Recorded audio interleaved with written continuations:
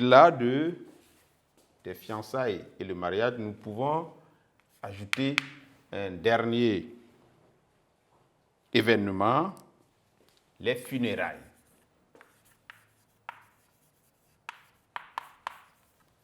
Alors, les funérailles, c'est bien sûr tout ce qui est cérémonie, toute l'organisation qui est faite autour d'un décès. Et ce n'est pas pour rien, on le fait. Okay? C'est pour accompagner, bien sûr, l'âme du défunt dans la longue marche pour aller évidemment à l'au-delà. Donc, ça traduit pour les personnes, disons, concernées, c'est un événement, disons, pour dire un au revoir à la personne et on l'organise à travers une cérémonie pour lui dire au revoir. Cérémonie lors desquelles on apporte des cadeaux, on apporte des biens, bien sûr, à la personne qu'on a aimée. Voilà, donc je parle des cérémonies, des funérailles organisées, disons, il y a de cela, bien sûr, quelques temps. Même aujourd'hui, on parle toujours de cérémonie et c'est toujours calqué sur ce que les autres ont fait il y a un peu longtemps. Donc, lorsque une personne a le statut de mériter des funérailles, bien sûr, forcément, il faut qu'on organise ces funérailles pour le repos éternel de son âme. Voilà. Et n'importe qui ne peut pas avoir évidemment des funérailles. Voilà. Il faut être une personne, bien sûr, qui a vécu utilement dans la société. Voilà. Donc, et souvent, les circonstances de votre mort, il y a des circonstances où votre mort ne permet pas d'organiser généralement des funérailles grandioses. Lorsque vous mourrez jeune, lorsqu'un enfant meurt, voilà, il n'y a pas de cérémonie à faire. Lorsque vous êtes jeune, voilà, pas de cérémonie.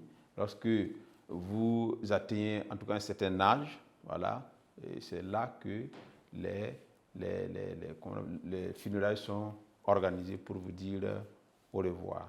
Donc c'est un peu un autre événement important qui marque la vie de l'être humain.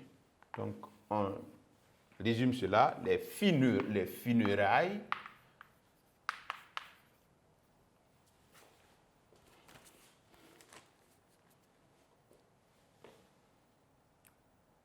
sont l'ensemble des cérémonies,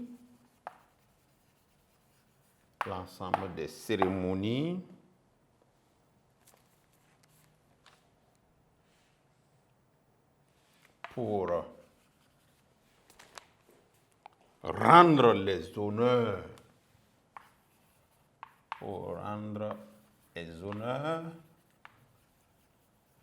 bien sûr,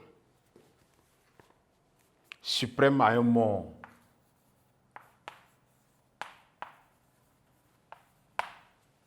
À un mort.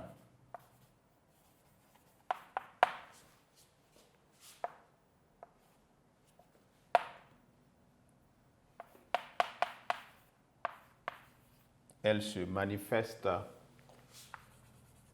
les funérailles se manifestent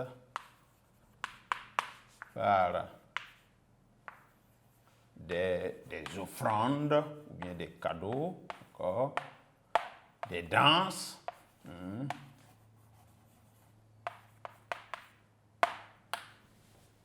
Donc voilà ce qu'on peut dire aussi de ce qu'on appelle funérailles.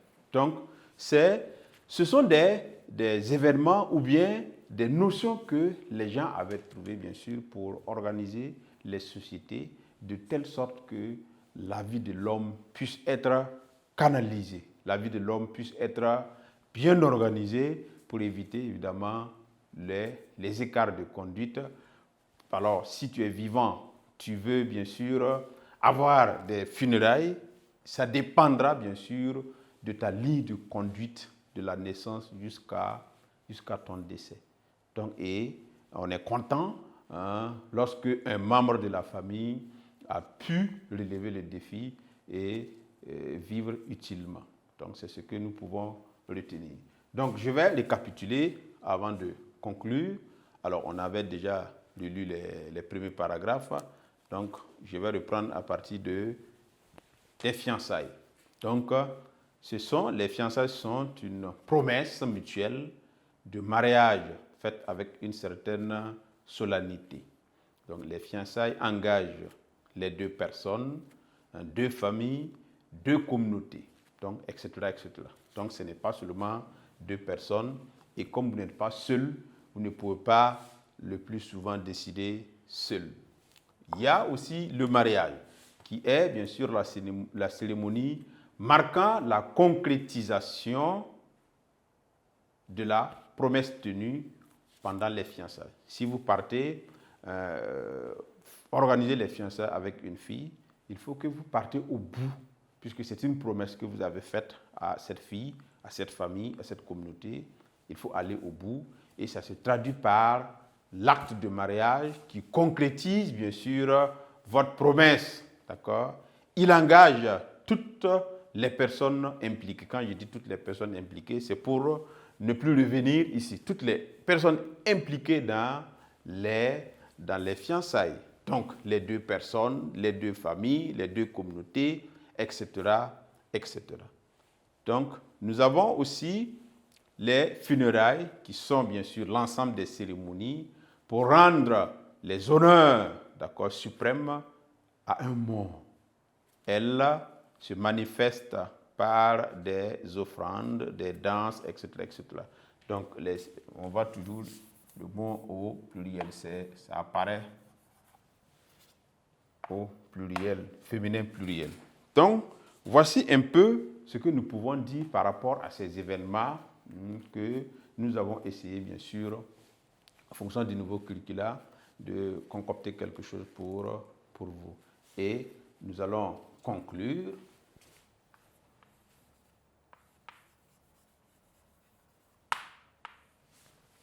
Et dans la conclusion, vous retenez bien sûr que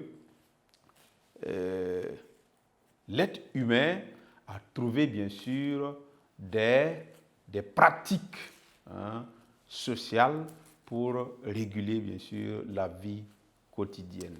Et ces pratiques-là ont leur importance en passant par le culte des morts, l'initiation, la naissance bien sûr, comment on appelle ça, les fiançailles, le mariage et les funérailles. Quand vous regardez, ça, ce sont des événements qui arrivent à des étapes de la vie d'un être humain. Donc, voilà un peu l'ordre.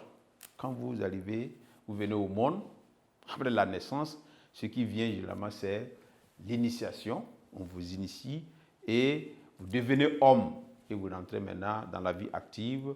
Vous faites les démarches pour vous fiancer, pour vous marier. Et lorsque vous allez mourir, évidemment, l'organisation de vos funérailles ne peut plus dépendre de vous, mais de votre famille qui se charge évidemment de les organiser pour un repos éternel. Donc sur ce, je vous dis merci et je vous donne rendez-vous bien sûr à la séance prochaine pour poursuivre. Nous verrons lors de cette séance évidemment la dernière notion qui reste pour le chapitre 3.